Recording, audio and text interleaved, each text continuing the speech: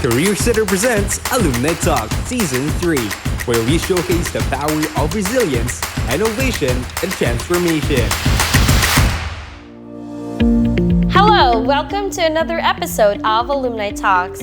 I'm your host, Uni Marie Bunane, and today we have a special guest who has made a tremendous impact as a social entrepreneur. Please join me in welcoming Mr. Karl Dominic Fajardo. Good evening, Sir Karl. Welcome to Alumni Talks. How are you today? Good evening, Ms. Uni. I'm very excited to be here and I'm very excited to share insights that our students can use. Would you like to say hello to our Trailblazers? Good evening, Trailblazers, and thank you for having me. To the organizers of the Career Center, I'd also like to give a shout out to our team at Learning Opportunity and Serial Disruptors. And please enjoy our interview today, especially this evening, and we'll make sure that you'll have actionable tips and insights that you can use in your journey. All right, let's dive right in. Can you share your journey as a social entrepreneur and how you became passionate about creating impactful ventures? I started last 2018 to 19 with a business of my own after my employment years. And being a social entrepreneur, I found out early in my employment that if you pursue money first, if you pursue the revenue first before the mission, then the revenue doesn't really follow. That's why being a social entrepreneur, solving social and cultural issues have been very important, because when we focus on real problems, the revenue always followed.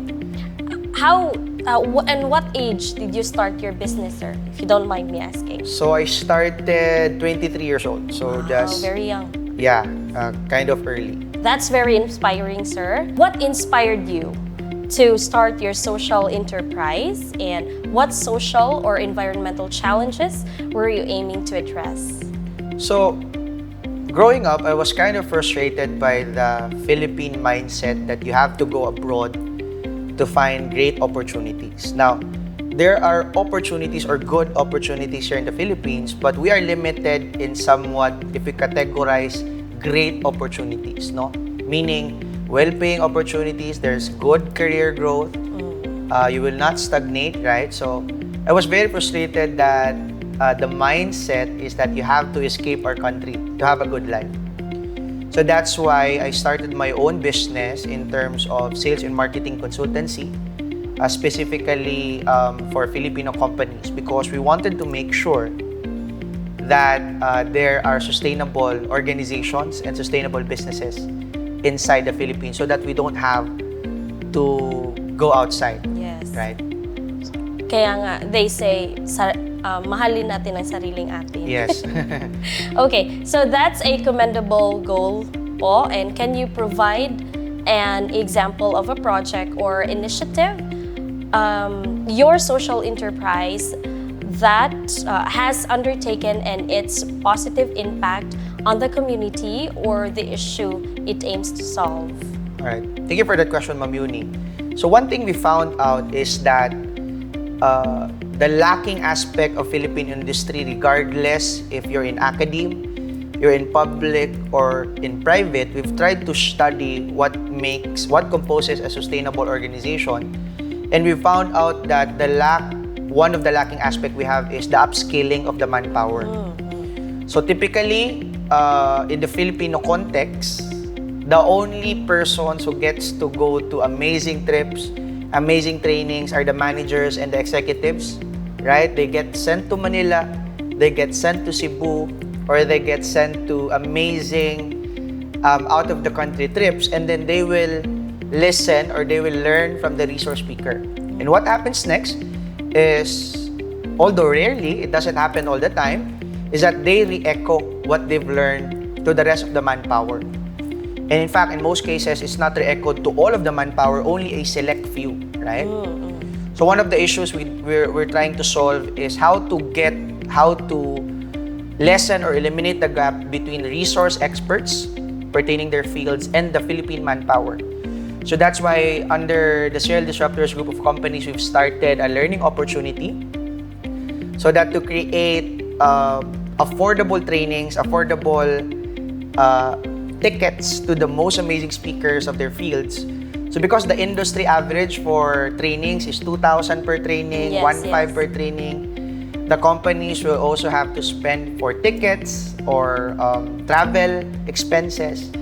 So with learning opportunity, it's only 199 to 299 to 399 per person. Pesos. Wow. So we equip the companies to be able to send everyone Yes, yes. instead yes. of just sending the manager. So we're not really after the revenue for now. That's why we've shifted the revenue model to the sponsors. Because we guarantee the attendees. That's why our revenue model is not to take profit from the companies, but from the sponsors of our events. Exactly. Okay, that's truly remarkable, Sir Karl. And how did you identify the need or opportunity for your social enterprise? And can you discuss the research or market analysis you conducted to understand the problem and develop a viable solution? All right, that's a great question as well. So one of the leading research that we really banked on is that unlike other ASEAN countries, is that we don't have a good portfolio or good number of unicorn companies. So what we mean by unicorn companies are companies that are 1 billion or more in revenue. So most of our unicorn companies in the Philippines are not Filipino-owned, so sadly. So unfortunately, so that's the main reason is that most of our manpower inside our organizations, again, is not really that good of a quality because the best talent that we have go overseas or are hired inside international companies that are not Filipino-owned. So when we've heard about that, no wonder that our salary compared to the global average for the same role, such as programmer. If you're a programmer in the Philippines, if you're an entry level, you'd be earning 12,000 to 15,000. For the same job, with the same inflation rate, for a company such as Singapore, for a company such as Thailand, you'll be earning in pesos at least 35,000 for an entry-level job. Right? 35,000 to 50,000 depending on the company. That's why we've seen the discrepancy on the same expertise. But the issue again is that we don't have profitable companies in the Philippines. And that's a cultural issue because we're not investing in the manpower. We're not investing in the upskilling of our people. That's why we've tackled that as a social issue. Yes, that's true. And also designing a business model that combines social impact and financial sustainability is crucial for social entrepreneurship. How did you approach this? So, as a sales and marketing consultancy company, we help organizations grow their revenue. And we found out that in straight entrepreneurial organizations and social entrepreneurial organizations, the approach is really the same. To build revenue, you have to have a good product. You have to have a good product that generates word of mouth. Because we can do a lot of marketing, whether social, whether physical marketing or digital marketing, but it will not get referred if the product is flawed, if the product is not good. Yes. So it's happening in the Philippines right now. You have a good coffee shop, very aesthetically pleasing, but you don't really return because the coffee is not good, right? Yes. But then we encounter organizations or coffee shops or restaurants that are not aesthetically pleasing. You not necessarily post for a picture for Instagram, but the food is so good. The coffee is so good. That's why you'll return. So that's why it's the same approach really. You have to focus on product development and listen to the customers, listen to your partners on how to improve the product, and the sales will follow. That's an innovative approach, sir. And what strategies or approaches have you used to measure and evaluate the social impact of your ventures? And how do you track and demonstrate the positive change your enterprise is creating? That's a great question. So, one of my most favorite quotes is by Peter Drucker. He said, "You can't improve what you don't measure."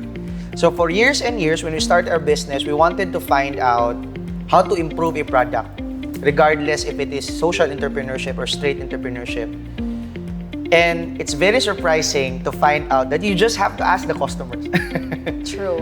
So, one thing we implement is perception analysis, meaning before they've even encountered or have gotten our service, we conduct a survey on what they expect. No, we conduct a survey on their brand perception, whether they like our logo, they like is our manpower pleasing for them. And we also do a mid-analysis. How is their experience? How kind was our representatives for our companies to them, no? And then after that, we also conduct the post-analysis of how the cost, would they return? Because surprisingly, if you visit restaurants, if you visit any other organization, whether government or private, is that the feedback method is not as implemented well compared to other countries. So you have a suggestion box, but the cashier doesn't remind you that there is a suggestion box. So they have a suggestion form on their website, but there's no mechanism in the manpower or the frontliners to remind the customers that, ma'am, can you leave a review? Ma'am, can you try to have suggestions on how we can improve their businesses? But when we've looked at the first world countries, the biggest organizations, even Food Panda, if you check Food Panda, they consistently ask for our feedback. Yes. But typically for Filipinos, we don't like feedback. We don't like reviews because we see it as an insult to our egos. True, it's a cultural thing, right? Basically because it's a family thing that if you have feedback, it's negative. But that's what we do. We strengthen the feedback mechanism from pre, mid, and post with the clients, and it's one of the key factors to drive revenue because it will improve the product based on the customer's insights. Yes. So even for organizations, if you just visit any organization after this interview, you'll find out that most of the manpower will not ask for your review or feedback. Yeah, kaya nga in other countries, parang ma-improve talaga yung ilang business because they make time in reading feedback. Yes, correct. How I wish ma-improve ko na ito na din, no? Sa Philippines, sir. Yes. Now, collaboration and partnerships are important in social entrepreneurship. Could you share your experiences in building relationships with stakeholders to amplify the impact of your revenue? All right, that's a great question. So one of my secrets that I'd like to share with one of my partnership strategies is, number one, you have to really believe your product or mission more than everybody else. So I always advise my sales and marketing team, even the companies that we help, that you have to act like a pastor or you have to act like a priest. You have to evangelize, right? And you really have to believe your mission or your product because the audience will feel it. Just like when we talk about trainings, when we talk about upskilling, when we talk about education, no? Because according to John Dewey, education is not a preparation for life, education is life itself. That's why when we sell education, when we sell courses, when we sell trainings, we should really believe, and the customer or partner should feel that we really believe that this training will change or help their lives. Because most Filipinos, when they engage, they're very lacking in energy. You don't really see the founders or the owners of the organization very enthusiastic about what they do. And that will translate to the lower levels of the organization. That's why my style for partnership collaboration is that you really have to be infectious in terms of your enthusiasm. And you really have to be realistically optimistic.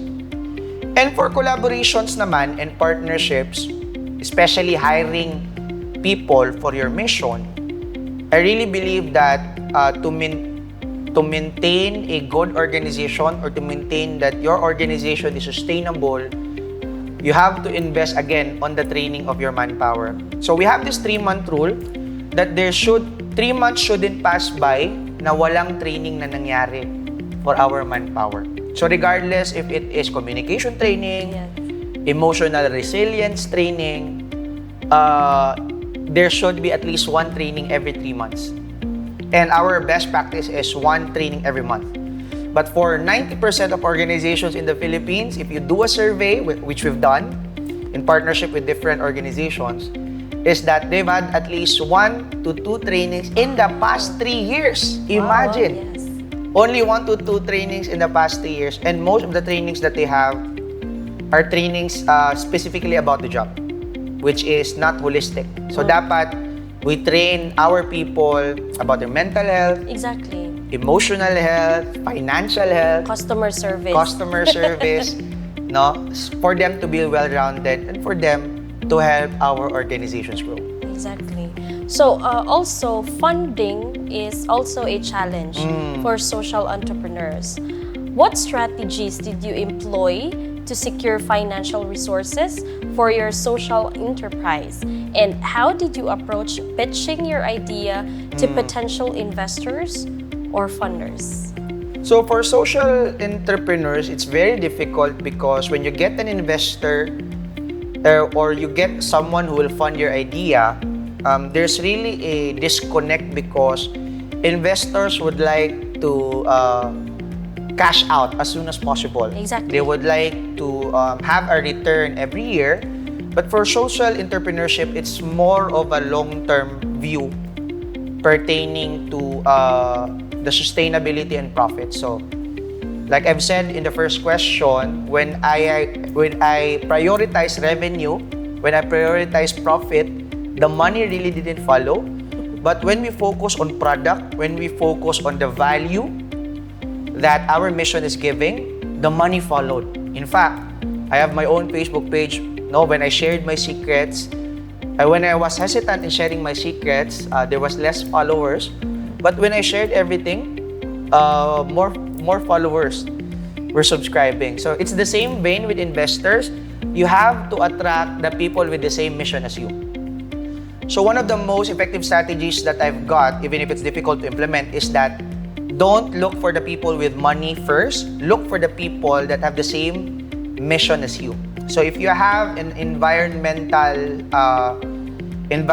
product or social company, entrepreneurial company, so look at the environmental sector first, right? So pitch your idea to the relevant key players of the environmental sector and let them refer you to the investors that have the same interest. So don't go to organizations that you don't have the same or you don't have the same values because they'll just be interested in getting their money back as soon as possible, or they will push you to sell the company or do a IPO or public offering so that they cash out as soon as possible. So in summary, which is difficult to find, look for the people with the same values and mission as you so that they can help your company grow. So if ever lugar sir naagid kay kanang funder Yes. nga though dili layo ra kay mog mission pero interesado jud kay siya mo fund.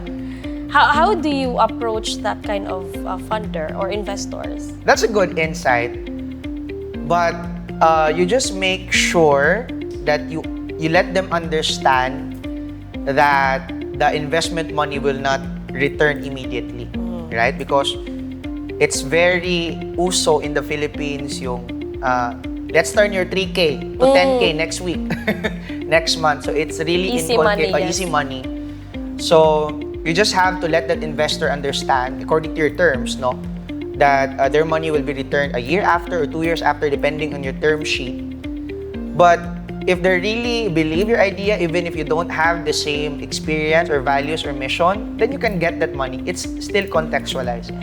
And another advice I'd like to get, kasi most of the founders, most of the business people I've known across the Philippines is they're having trouble finding investors. But when we check, especially if you're a young entrepreneur, when we check how many investors they contact, Sir Karl, we've contacted 3 investors, they were not interested, 5 investors. That's a very low number. So if you look at Airbnb, if you look at the biggest organizations, they've contacted hundreds of investors. They've contacted 500 to Airbnb, if I remember, contacted at least 500 investors in their early days, and then in their next round, they've contacted at least 90, even if they've already raised. So you have to increase the people you contact. For us Filipinos kasi, kapag tinanggihan na ng 3, 5, right? Then you quit. Nobody's interested in my idea. You have to increase the number of people you contact to get those kinds of investors. Social entrepreneurship often involves complex ethical consideration. Can you discuss some of the ethical dilemmas you faced and how you address them? All right. Because we're a sales and marketing consultancy organization that focuses on growing Filipino-owned companies from small to medium to large enterprises, especially because we're a training company, both in webinar and physical trainings, one of the ethical concerns we found out across industries is authentic marketing or real marketing. It's like, if I explain it in simple terms, it's like advertising a product and then some in meme terms or memeable terms, it's like expectation versus reality. Yes. Right? You advertise a very appealing burger, but when you buy it in actuality, it's that the bun is so small, right? So you have to have ethical marketing in terms of your product. So you have to market what you really offer, right? So don't market features that aren't there. Don't market things you haven't accomplished yet. Be real in your marketing. Of course, it will turn off a lot of customers because you're not well established, but you will attract honest and appreciative customers, no? We always like to count on the underdogs, no? If you're really authentic with your mission. And most companies, that's what I correct with them, especially Filipino companies, kasi the marketing has a disconnect. They bloat na they have this very good product, iuli kung dili lami. But in actuality, it doesn't match with the reality of the product. So we only have to market. There's an intersection of good marketing, number 1, marketing that is ethical. Number 2, you have to find marketing that works and marketing that is scalable. When we mean scalable, it should be digital and it should be automated in terms of technology, no? So that's why, in summary, only market the reality of the product. So don't make it bigger than it is. So communication and storytelling are essential for creating awareness and engaging stakeholders.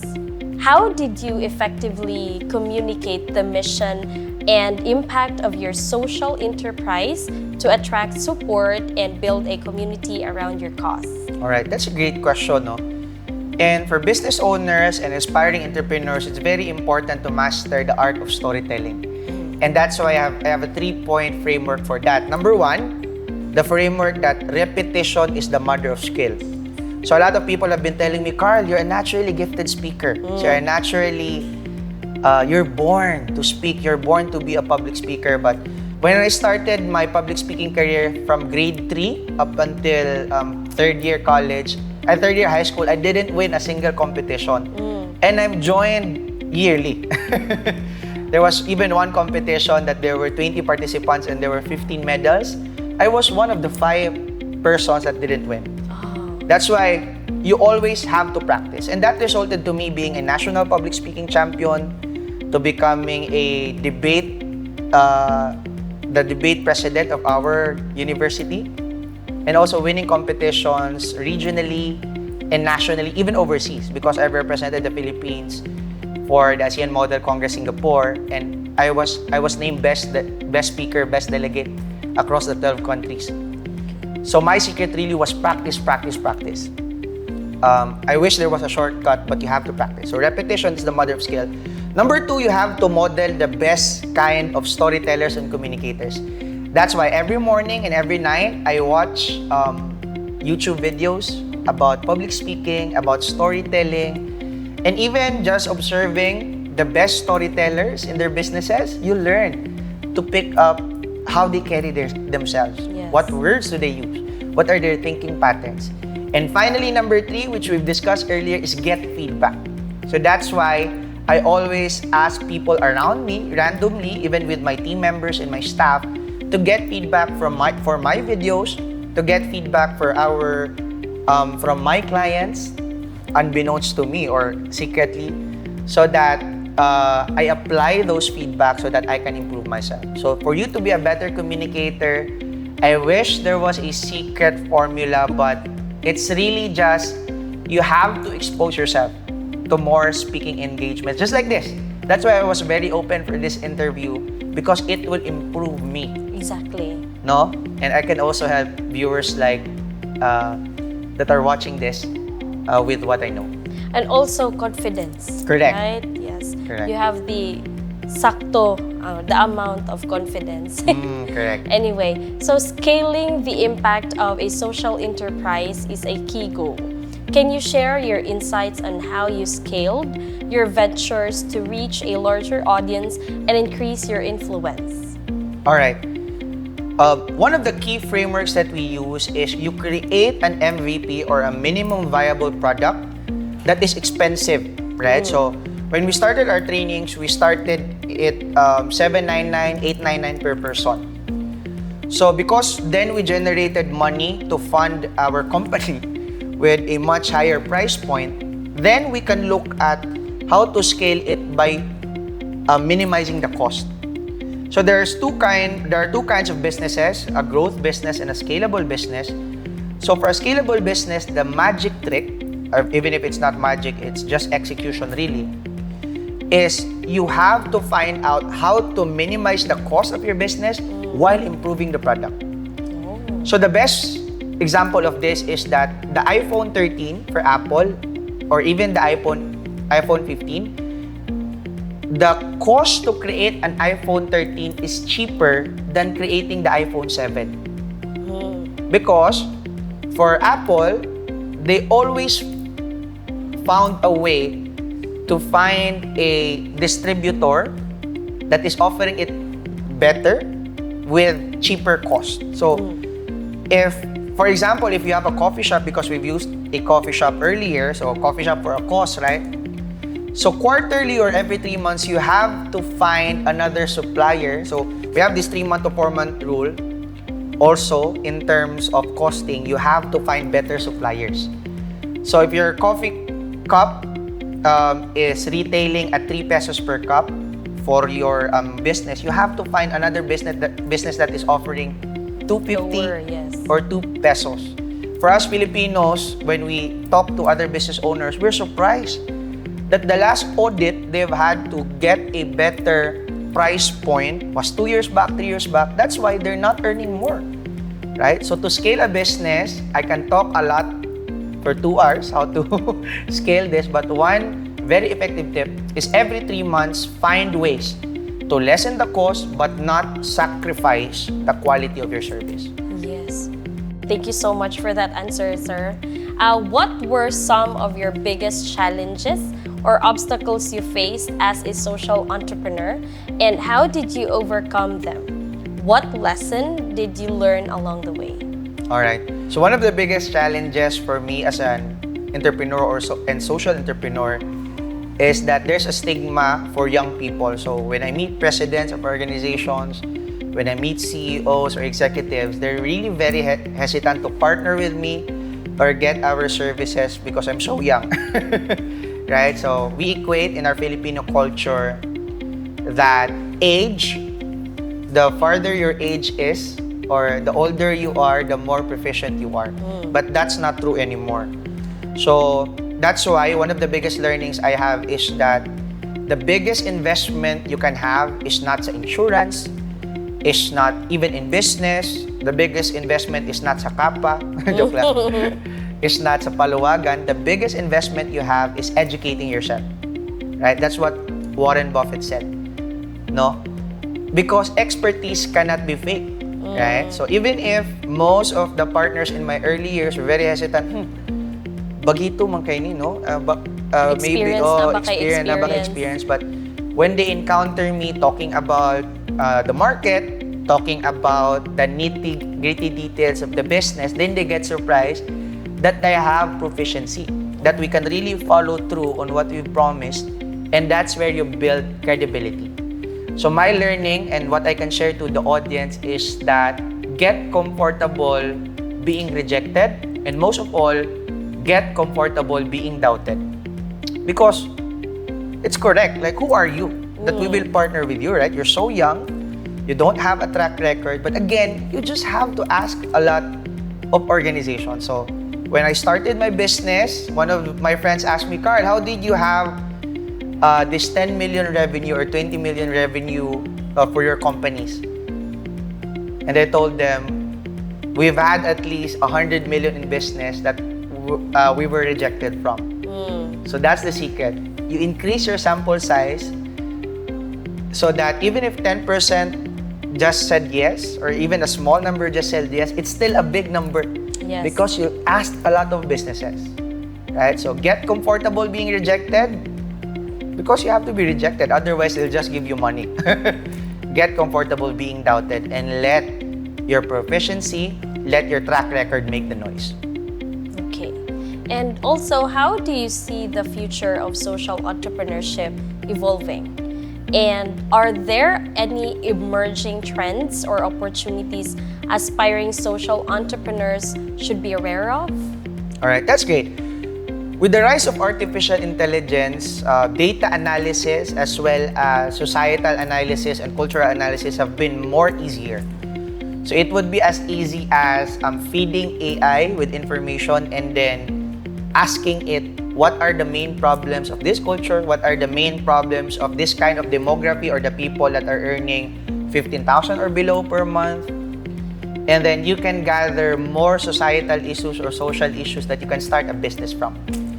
And the trend is the barrier to entry, meaning the cost in starting businesses right now is getting lower and lower because of emerging technologies, right? You don't have to be proficient in Photoshop anymore to design your own business posters. You can do it with Canva, even for free, right? Yes. For research, there's a free version of ChatGPT that you can utilize. So there's a lot of free tools that you can start your business already. And my advice in this evolvement of social entrepreneurship is really focus on real problems.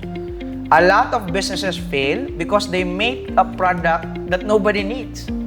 They make a product that isn't really solving a personal need. So one framework I use is that for 30 days, write a problem that you're encountering in your day-to-day life. Example, my problem today is it's very traffic. My problem today is I'm having trouble finding a pick-me-up rider, for instance. My problem today is that ang bagal mag-reply ng workmates ko. So, and then, with your 100 plus problems that you'll encounter, ask your friends which are the top 10% that they really resonate with. You'll be surprised that there are a lot of business opportunities with real problems. Because most of us business people, we start with the solution rather than starting with the problem. So that's what I've told you earlier, that you have to ask people what are their problems, and we will always generate businesses for you. It's like everything is about business. Correct. Talaga, no? Correct. Okay, and for students aspiring to become social entrepreneurs, what advice or guidance would you give them as they embark on their own journeys? All right. So for the students, Ma'am Uni, that are watching this, what I'd like to advise to them is the difference between unsuccessful people and successful people are the degree of failures that they've experienced. So most of my friends, most of my family members, even the people that know me, is they only emphasize the businesses that I have succeeded in. But actually, I have 3 failed businesses and another 5 business partnerships that I've failed. So I only succeed because I've lost money. I've only succeed because there were failures that I was depressed from. I've only succeeded in the eyes of other people because time and time again, I've failed publicly. So my advice is entrepreneurship even your own employment career or social entrepreneurship is really not glamorous. Just like a marathon, when you start running, there will be a lot of photographers, and especially on the finish line, there will be a lot of cheers. But 90% of the time of the marathon, you'll be running. You'll be alone. Nobody is cheering for you. So that's why fail fast and fail forward. And the good thing about it is that find enjoyment in your day-to-day life. Don't wait to enjoy your life when you have, I'll enjoy my life when I have 1 million. I'll enjoy my life when I have my own car or I have my own property. So before that was my mindset na I will enjoy if I earn my first million or I get my first car or I have my own company. But when I achieved those things, I wasn't really happier. That's why the secret is really counting your blessings today and enjoying the process. Because one of my favorite quotes is that the person who loves walking will go farther than the person who loves the destination.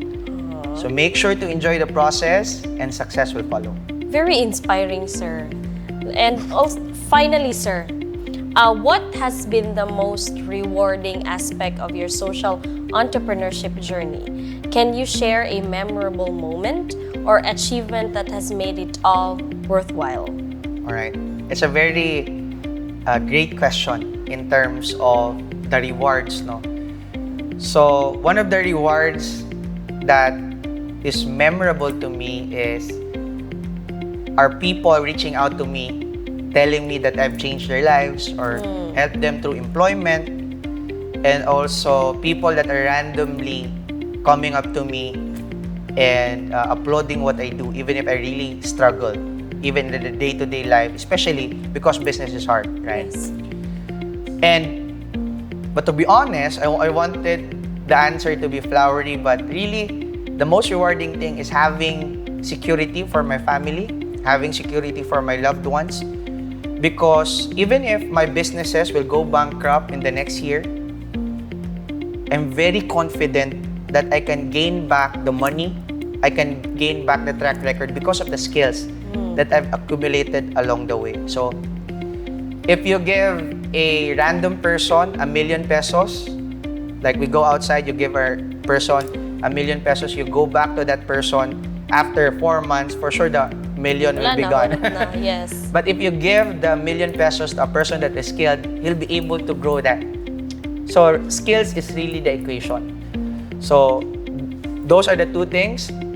People really thanking me for my life, which I thank the Lord for that. And second, the job security or the peace of mind that your skill through your constant education, consistently facing your inadequacies and your failures and improving despite your failures, that's very fulfilling for me.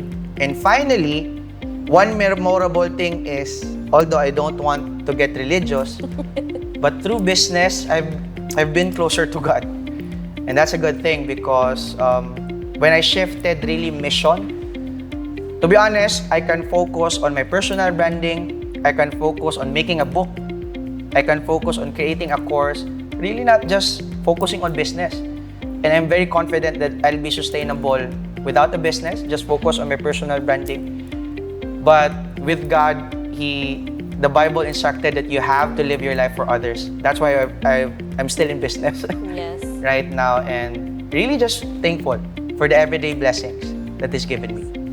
I've learned a lot, sir. Thank you so much for today. Thank you, Ma'am Yuni. Anyway, for sharing, thank you for sharing your incredible journey and insights with us and your dedication to creating positive change through social entrepreneurship is truly inspiring. And we wish you continued success in your endeavors. So before we wrap up, I want to remind all viewers about the incredible resources and support available at the USTP Career Center. Whether you're a student, alumni, or professional seeking career guidance, the Career Center is here to assist you on your path to success. Make sure to follow us on Facebook at USTP Career Center and subscribe to our YouTube channel for more career advice, alumni stories, and upcoming episodes of Alumni Talks. You can also visit our website at www.ustp.edu.ph/career center to access a wealth of career resources, job listing, and networking opportunities. Remember, your career journey is a continuous evolution, and the USTP Career Center is here to guide you and empower you every step of the way. Keep striving, keep growing, and keep reaching your dreams. Thank you for joining us today, and join us next time as we continue to explore the remarkable journeys of our accomplished alumni. Until then, keep striving to create a positive impact in the world. Good night, Trailblazers!